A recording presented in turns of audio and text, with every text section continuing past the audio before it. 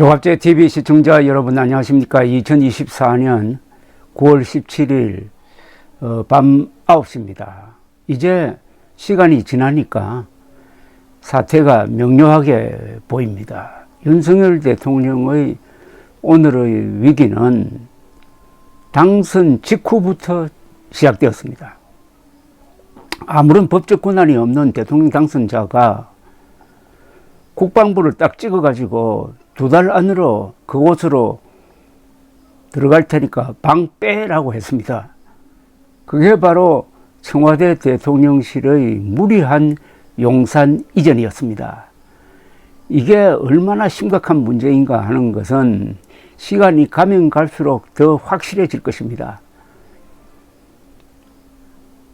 대통령실은 그 중요성이 거의 수도에 준합니다. 수도를 마음대로 옮길 수 없듯이 대통령 집무 공간을 마음대로 옮길 수가 없는 겁니다. 반드시 공론화 과정과 필요하다면 그 국민투표까지 거쳐야 합니다. 그런데 윤석열 대통령은 취임도 아니고 당선된 직후 이런 발표를 했고 그걸 말리는 사람들이 없어가지고 그대로 진행이 되다가 지금은 어떻게 됐습니까? 대통령실이 세 조각이 났습니다. 하나는 집무실, 하나는 관저, 또 하나는 수시로 청와대를 이용을 하고 있습니다. 지금도 상춘재 영빈관 등. 그리고 대통령이 하루에 2번 출퇴근합니다. 아침 저녁으로. 굉장히 위험합니다. 이게 얼마나 위험한가 하는 것은 국군 통수권자를 겸한 대통령이 출퇴근하는 사례가 세계적으로도 거의 없다는 사실입니다. 더구나 한국은 분단 상황에서 역대 대통령 중 몇 분은 북한 공산당의 암살 또는 테러에 노출돼 가지고 죽을 뻔한 적도 있지 않습니까? 윤석열 대통령의 안전까지 지금 위험해지고 있는 이런 상황을 만든 사람은 윤석열 대통령 그리고 말리지 않은 김건희 여사 두 사람이죠.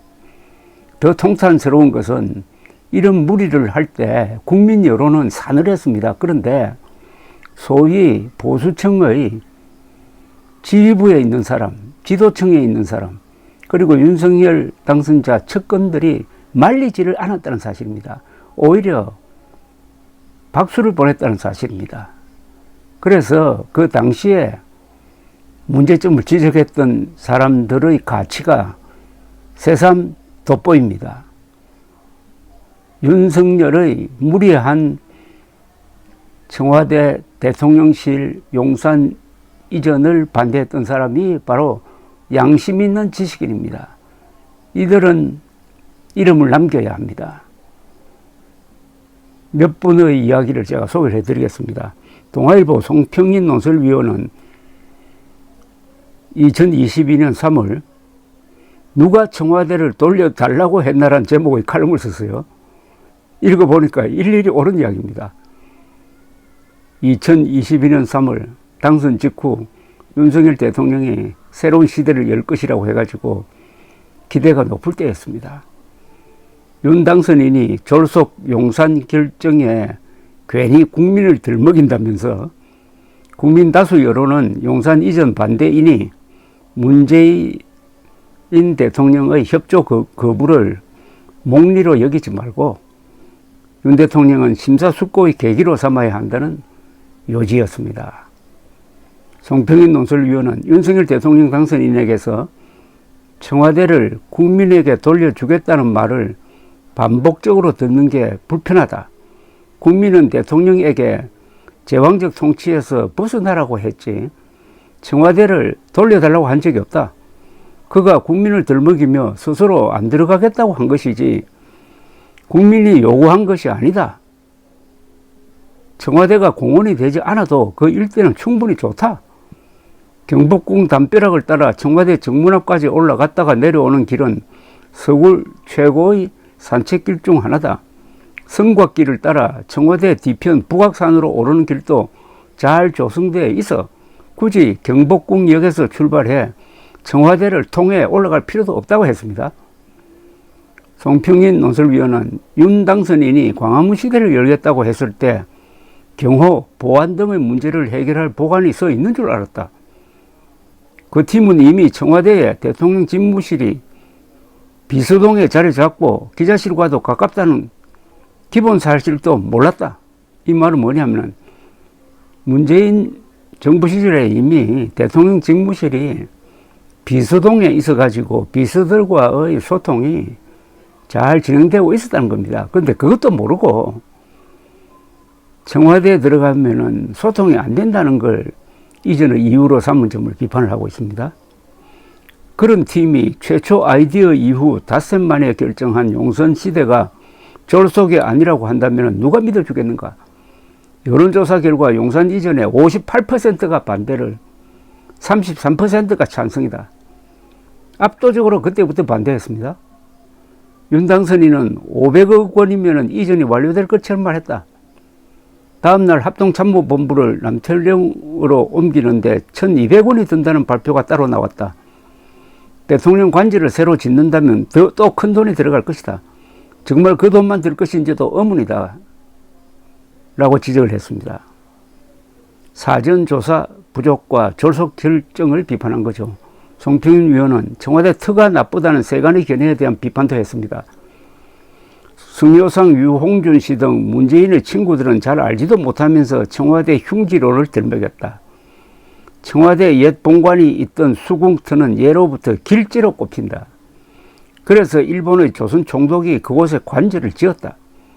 대통령들의 부르는 청와대가 흉지였어가 아니라 자신들이 잘못했었다. 대통령 개인과 달리 대한민국은 세계에서 유례를 찾기 힘들 정도로 발전했다. 길지어서 그랬을 것이다. 맞는 이야기 아닙니까? 청와대가 흉가나 흉지라면은 대한민국이 망했지.